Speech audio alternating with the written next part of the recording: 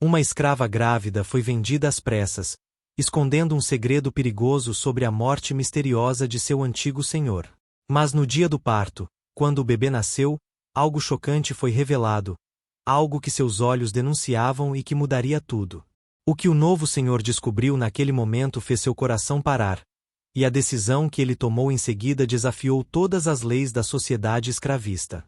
Esta história real do Brasil de 1884 vai te emocionar do início ao fim.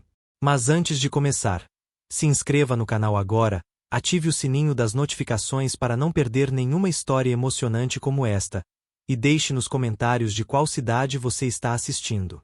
Queremos saber onde estão nossos inscritos. Vamos lá? O mercado de escravos de Vassouras fervilhava naquela manhã de agosto de 1884. Entre os escravizados à venda estava Catarina, uma mulher de 24 anos, grávida de 7 meses. Seu ventre proeminente era evidente sob o vestido ralo. Esta aqui é forte, senhor Rodrigo, dizia o traficante. Já teve 2 filhos antes, ambos saudáveis. Aguenta trabalho pesado mesmo grávida. Rodrigo Almeida de Castro, proprietário da fazenda Vista Alegre, observava Catarina com olhos calculistas. Era um homem de 40 anos, viúvo há 3, que administrava sua propriedade cafeeira com severidade, mas tinha fama de ser menos cruel que outros fazendeiros da região. Por que está sendo vendida? Perguntou Rodrigo desconfiado.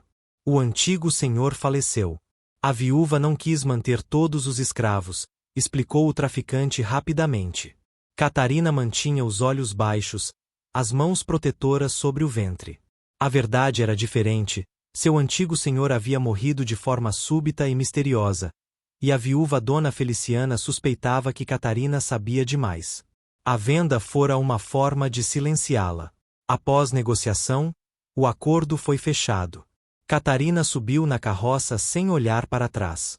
Já havia aprendido que olhar para trás só trazia dor. A viagem até a fazenda Vista Alegre levou 3 horas. Quando chegaram, Catarina observou a propriedade, era bem mantida, as senzalas em melhor estado que as do antigo senhor. Vou te levar até tia Rosa, disse Benedita, uma escrava jovem. Ela cuida das grávidas. Você vai ficar com ela até o bebê nascer. Isso surpreendeu Catarina. Em sua antiga fazenda, mulheres grávidas trabalhavam até o último dia. Tia Rosa, uma parteira de 60 anos, examinou-a com mãos experientes. O bebê está bem posicionado. Você está fraca, mas boa comida resolve. Trabalho leve apenas até o parto. E o senhor permite isso? Perguntou Catarina incrédula. O senhor Rodrigo entende que escrava morta não trabalha. Não é bondade, é interesse. Mas sofremos menos aqui. Naquela noite, Catarina sussurrou para o bebê. Talvez aqui você tenha uma chance. Mas ela carregava um segredo em seu ventre. Um segredo que, quando revelado, mudaria tudo. Catarina adaptou-se lentamente à fazenda nas semanas seguintes.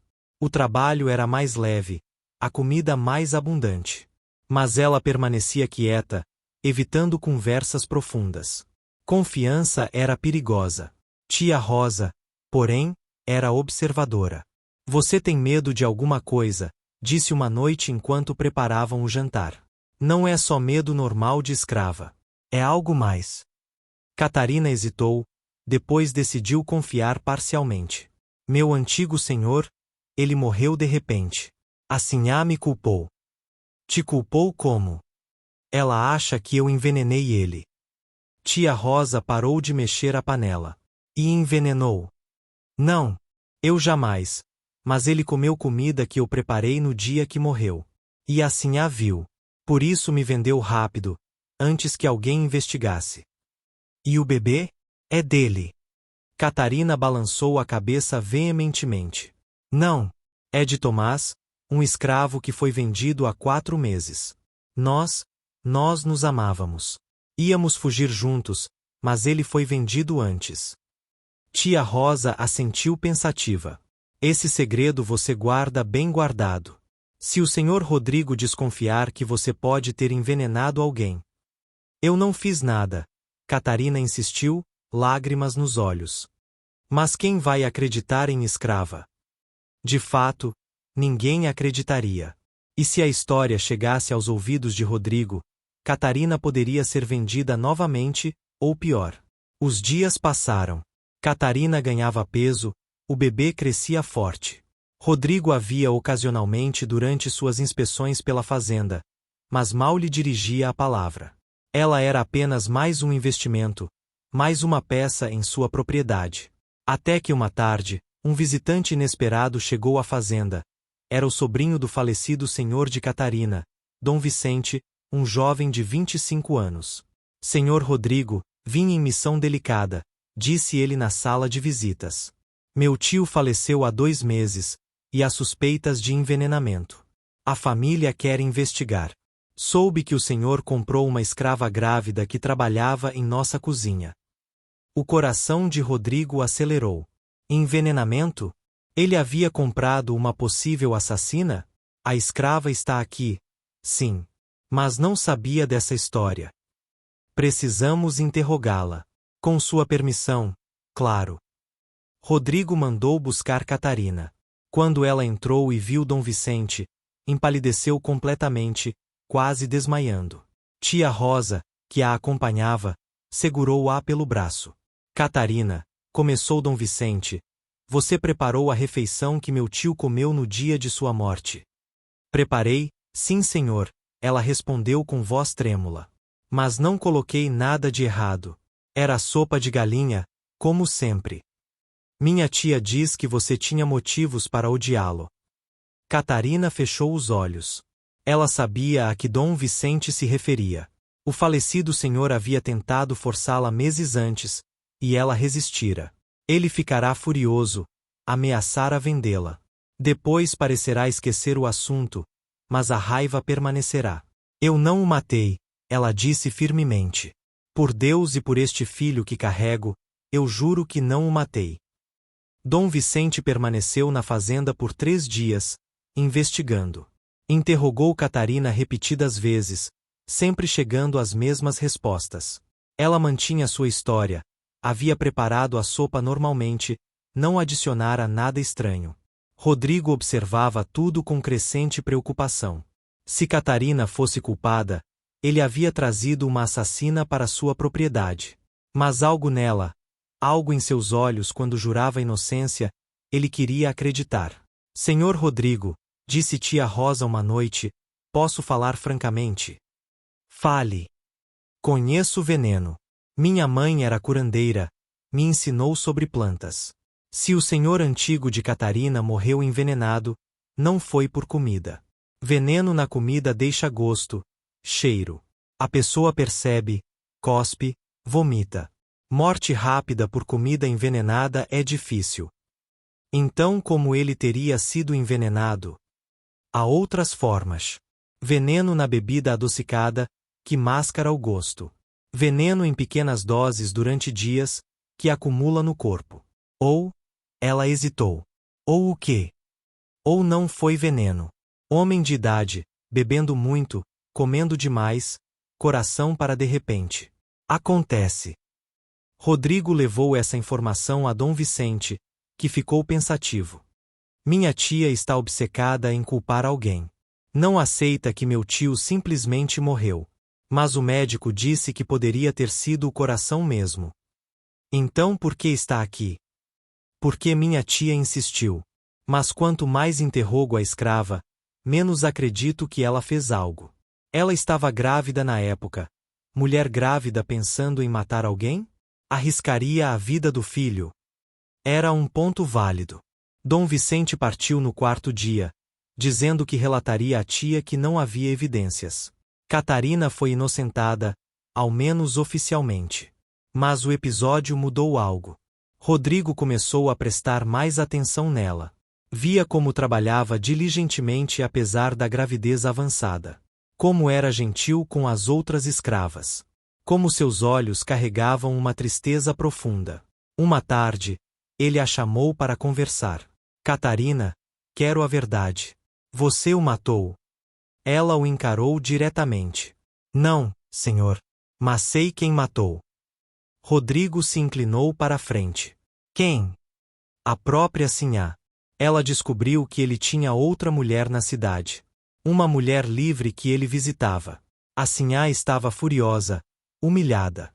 Ouvi ela e a irmã conversando sobre resolver o problema. Dias depois, ele morreu. Ela me culpou porque eu era conveniente. Por que não contou isso a Dom Vicente? Quem acredita em escrava contra Sinhá? Ia piorar minha situação. Melhor ficar quieta e esperar que me esquecessem. Rodrigo ficou em silêncio, processando. Fazia sentido. E explicava a pressa da viúva em vender Catarina, eliminar a única testemunha. Esse segredo você guarda comigo, disse ele finalmente. Não ganho nada revirando essa história. Mas você fica aqui. Está a salvo agora. Pela primeira vez, Catarina sentiu algo parecido com alívio. Setembro chegou com suas primeiras chuvas. Catarina estava enorme. O bebê poderia nascer a qualquer momento. Tia Rosa preparava tudo: panos limpos, água quente, ervas para a dor. Na madrugada do dia 15, as contrações começaram. Catarina acordou tia Rosa, e o trabalho de parto se iniciou. Era seu terceiro filho, então seu corpo sabia o que fazer, mas a dor era intensa como sempre. As horas se arrastaram. Amanheceu, o sol subiu no céu. Catarina empurrava, gritava, suava. Tia Rosa a encorajava, limpava sua testa, verificava a dilatação. Por volta do meio-dia, algo parecia errado. O bebê não descia como deveria. Ele tá atravessado, disse tia Rosa, preocupada. Preciso virar ele, senão nenhum dos dois sobrevive. O que se seguiu foi agonia pura. Tia Rosa, com mãos experientes mas causando dor terrível, manipulou o bebê por dentro, tentando posicioná-lo corretamente. Catarina gritou até ficar rouca. Finalmente, o bebê se moveu. Agora! Empurra agora! Ordenou tia Rosa. Com um último esforço sobre-humano, Catarina empurrou. E então, o choro de um recém-nascido encheu a cabana. É menino! Anunciou tia Rosa, segurando o bebê. Mas sua expressão mudou ao limpar o rostinho da criança. Catarina, olhe! Catarina, exausta, pegou o filho nos braços. E congelou. O bebê tinha pele clara. Muito clara. E quando abriu os olhos pela primeira vez, eram azuis. Azuis como safira. Não pode ser, Catarina sussurrou em choque. Tomás era negro como eu. Como? Então a memória veio como um soco. O antigo senhor, forçando-a meses antes. Ela resistira, lutara, mas ele era mais forte. Depois, ameaçara matá-la se contasse. Ela bloqueara a memória, convencera-se de que o bebê era de Tomás, seu amor perdido. Mas não era. Tia Rosa, ela chorou. O que eu faço? Todo mundo vai ver. Todo mundo vai saber que o filho é do antigo senhor, tia Rosa completou gravemente. E quando o senhor Rodrigo souber? Naquele momento, Rodrigo entrou na cabana. Viera verificar se tudo correrá bem com o parto. Seu olhar foi direto para o bebê nos braços de Catarina. E ele viu. O silêncio que se seguiu foi absoluto. Rodrigo olhava para aquele bebê de pele clara, olhos azuis, em uma escrava negra. A matemática era óbvia. Senhor, eu posso explicar. Catarina começou. Mas Rodrigo ergueu a mão, silenciando-a. Ele continuava olhando para o bebê, sua expressão impossível de ler. Rodrigo finalmente falou, a voz estranhamente calma. Esse bebê é do seu antigo senhor. Não era uma pergunta, mas Catarina assentiu mesmo assim, lágrimas escorrendo. Ele me forçou, senhor. Eu não queria. Lutei, mas ele era mais forte. Depois ameaçou me matar se eu contasse.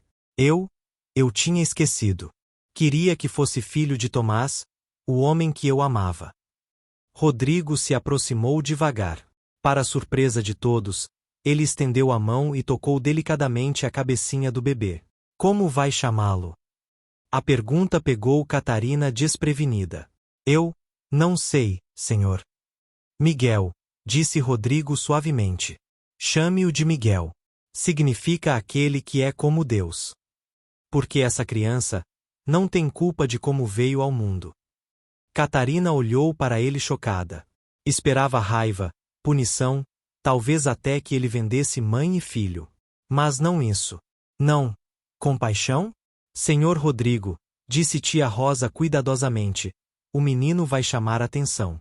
As pessoas vão fazer perguntas. Que façam, respondeu Rodrigo. A história é simples. A mãe foi forçada pelo antigo senhor, engravidou, foi vendida para esconder o escândalo. É a verdade. E nesta fazenda, verdade não é crime. Ele olhou para Catarina.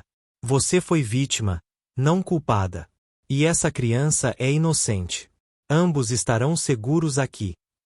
Nos dias seguintes, a notícia do bebê de pele clara se espalhou pela fazenda. Houve sussurros, especulações, mas Rodrigo deixou claro: qualquer um que incomodasse Catarina responderia a ele. O pequeno Miguel crescia forte. Seu cabelo, quando começou a crescer, tinha reflexos castanhos. Sua pele, embora clara para filho de escrava, começou a escurecer um pouco sob o sol, tornando-se um tom intermediário. Catarina amava o filho ferozmente, apesar de tudo. Ele não era culpado de como fora concebido. Era dela, era inocente, era amor. Mas algo mais estava acontecendo. Rodrigo visitava frequentemente mãe e filho. Trazia comida extra, roupas melhores. Ficava observando Miguel dormir, uma expressão estranha no rosto. Por que o Senhor é tão bom conosco? Catarina perguntou um dia. Rodrigo ficou em silêncio por longo tempo. Finalmente, disse: porque minha esposa morreu dando à luz. O bebê também morreu. Faz 3 anos. E desde então, esta casa está vazia. Ver você com Miguel me lembra que ainda há vida, ainda há esperança. Catarina sentiu algo se movendo em seu coração. Pena? Empatia? Ou algo mais perigoso? Os meses passaram. Miguel crescia saudável, enchendo a fazenda com seu sorriso e risadas. Rodrigo, gradualmente, tornava-se uma presença constante em suas vidas. Ele começou a ensinar Catarina a ler, algo proibido, arriscado, mas ele não se importava.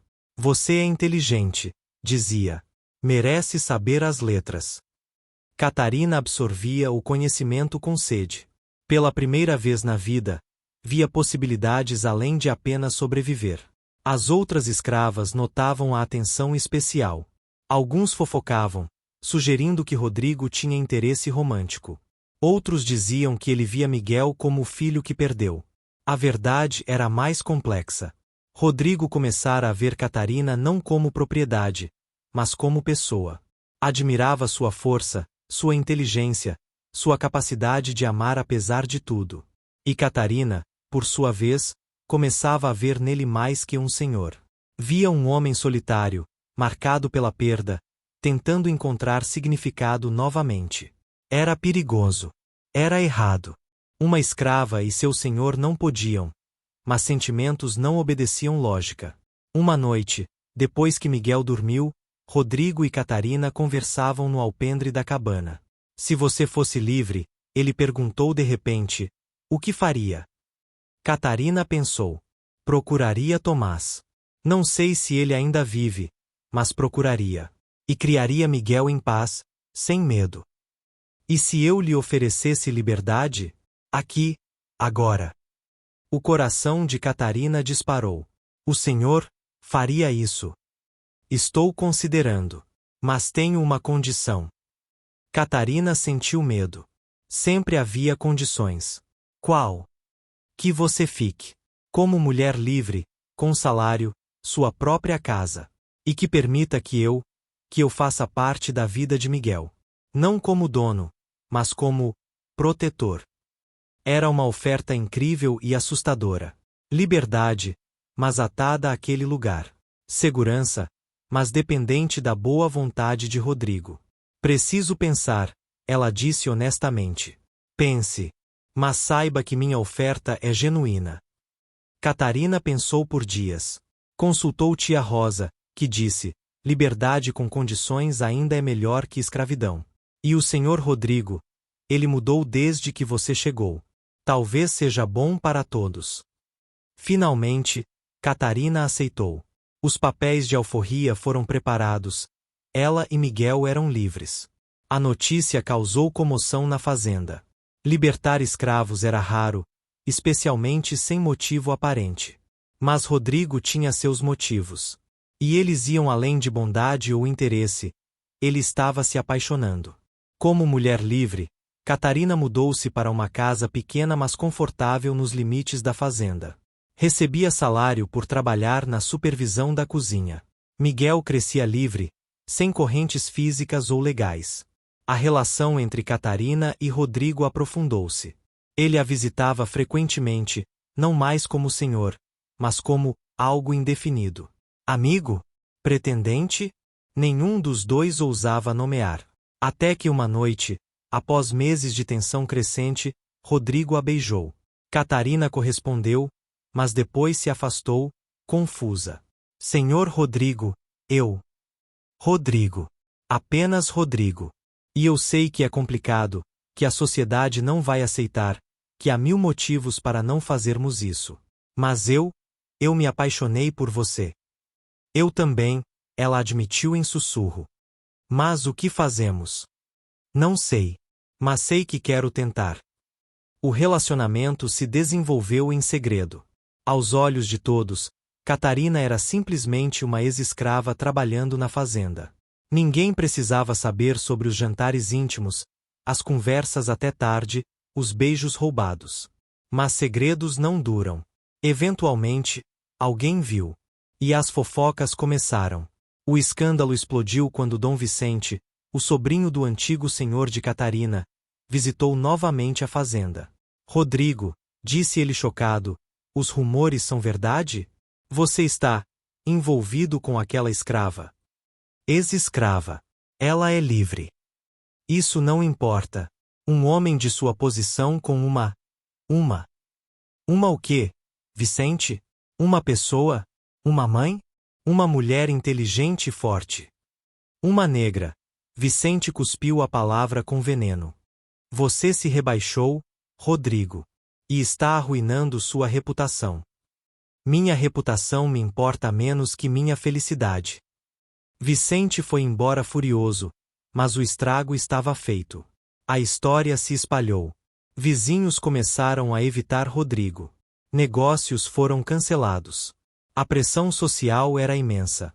Talvez devêssemos parar, disse Catarina uma noite, em lágrimas. Não quero arruinar sua vida. Você não está arruinando nada. Está melhorando tudo. Mas até Rodrigo sentia o peso. Perder amigos, negócios, respeito social, tudo tinha preço. A pressão aumentou quando a igreja se envolveu. O padre local visitou Rodrigo, falando sobre pecado, moral e consequências eternas. Senhor Rodrigo, essa situação é inaceitável. Sua alma está em perigo. Minha alma está em paz, padre. Mais paz do que já esteve em anos. Mas e o exemplo? As outras fazendas? Se senhores começarem a se envolver com escravas. Ela não é escrava. Era. E essa diferença é insignificante aos olhos de Deus e da sociedade. Rodrigo o dispensou com polidez firme.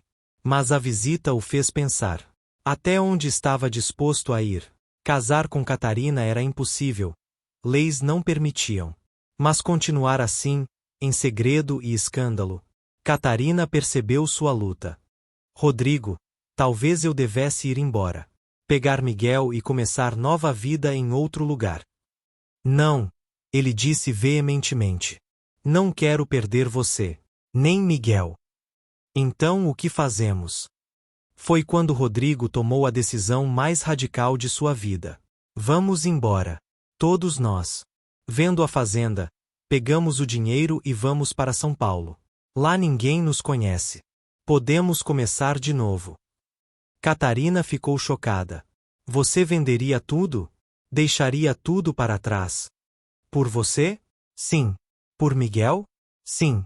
Por uma chance de sermos felizes sem julgamentos? Absolutamente sim. Mas haveria uma questão de logística e coragem. Vender uma fazenda não acontecia da noite para o dia. E Rodrigo ainda tinha responsabilidades com os escravizados que trabalhavam para ele. Antes de ir, disse ele, vou libertar todos os escravos da fazenda. Era uma decisão radical e cara. Mas Rodrigo estava decidido. Nos meses seguintes, ele trabalhou nos papéis de alforria. Mais de 50 pessoas receberam liberdade. Algumas ficaram como trabalhadores assalariados, outras partiram para buscar famílias perdidas. Tia Rosa abraçou Rodrigo, chorando. Que Deus o abençoe, Senhor. O Senhor é um homem bom. A fazenda foi vendida por preço menor que o valor de mercado. A pressa e o escândalo reduziram seu valor. Mas ainda era dinheiro suficiente para começar nova vida em São Paulo. No dia da partida, Catarina olhou para trás uma última vez. Ali ela chegará grávida, assustada, carregando segredos. Partia livre, amada, com um futuro pela frente. Pronta? Rodrigo perguntou, segurando sua mão. Pronta. Eles subiram na carruagem. Rodrigo, Catarina e o pequeno Miguel, agora com 2 anos, rindo feliz sem entender a magnitude do momento. São Paulo em 1887 era uma cidade em transformação. O café trazia riqueza, europeus imigravam em massa, e nas confusões da cidade grande, alguns segredos podiam ser mantidos. Rodrigo comprou uma casa modesta em um bairro novo. Não se apresentaram como senhor e ex-escrava, mas simplesmente como família. Ele era viúvo, ela era sua companheira, Miguel era filho dela. Meias verdades que facilitavam a vida.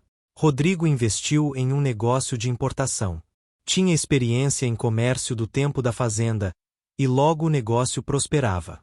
Catarina gerenciava as finanças com a inteligência que ele sempre soubera que ela tinha. Miguel crescia feliz, indo à escola, coisa rara para crianças de ascendência escrava, mas ninguém em São Paulo conhecia sua história.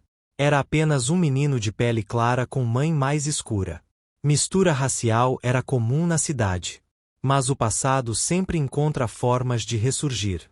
2 anos após se mudarem, Rodrigo estava no mercado quando ouviu uma voz familiar. Rodrigo? Rodrigo Almeida. Era um antigo vizinho de Vassouras. O homem olhou de Rodrigo para Catarina, que estava ao lado, e então para Miguel. A expressão dele disse tudo, ele sabia. Vejo que você seguiu em frente com suas decisões, o homem disse com desaprovação mal disfarçada. Segui, Rodrigo respondeu firmemente. E sou mais feliz do que jamais fui. O encontro foi breve, mas deixou Catarina nervosa. E se ele contar? E se mais pessoas de lá vierem aqui? Então enfrentaremos, Rodrigo disse, mas ele também estava preocupado. As semanas seguintes foram tensas. Mas nada aconteceu. São Paulo era grande demais, e talvez as pessoas tivessem seus próprios segredos para se importar com os alheios. Gradualmente, a vida se normalizou. Eles construíram rotina, amizades com vizinhos que não conheciam o passado. Eram apenas mais uma família na cidade em crescimento. Uma noite, enquanto Miguel dormia, Catarina e Rodrigo conversavam no pequeno jardim. Você se arrepende? Ela perguntou. De ter deixado tudo? Jamais, ele respondeu sem hesitar. Perdi uma fazenda, reputação social, amigos que não valiam nada. Mas ganhei você, Miguel, e paz de espírito. Foi o melhor negócio da minha vida. Eu te amo, ela disse simplesmente. Eram palavras que ainda a assustavam dizer, mas eram verdade. E eu te amo. Sempre amarei. Não puderam casar oficialmente. As leis não permitiam casamentos interraciais. Mas fizeram uma cerimônia privada com amigos, sem valor legal mas com todo o valor emocional. E assim viveram, não em conto de fadas perfeito, mas em realidade imperfeita que construíram juntos. Anos passaram. Miguel cresceu forte e inteligente, sem saber completamente os detalhes sombrios de sua concepção. Sabia que Rodrigo não era pai biológico, mas era o único pai que conhecera. Em 1888, a Lei Áurea foi assinada. Escravidão estava oficialmente abolida no Brasil. Catarina chorou ao ouvir a notícia, não por si, já era livre há anos, mas por todos que ainda sofriam. Finalmente, ela sussurrou. Finalmente acabou. Rodrigo a abraçou. Você ajudou isso acontecer, sabia? Cada pessoa que libertei na fazenda antes de vender foi por sua causa. Foi você quem me abriu os olhos. Catarina balançou a cabeça. Foi Miguel. Quando ele nasceu, com aquela pele clara, aqueles olhos azuis, vi prova física de como o sistema era violento. Vi que criança inocente pagava por pecados de pais. E você viu também. Era verdade. O nascimento de Miguel havia sido o catalisador de tudo, da transformação de Rodrigo, da libertação dos escravos, da nova vida em São Paulo. Miguel, agora adolescente de 15 anos, tinha suas próprias perguntas. Mãe, quero conhecer minha história. Toda ela. Sem omissões. Catarina e Rodrigo se entreolharam.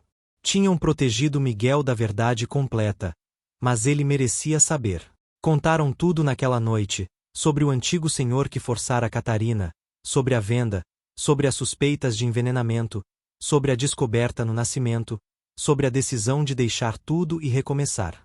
Miguel ouviu tudo em silêncio. Quando terminaram, ele estava em lágrimas.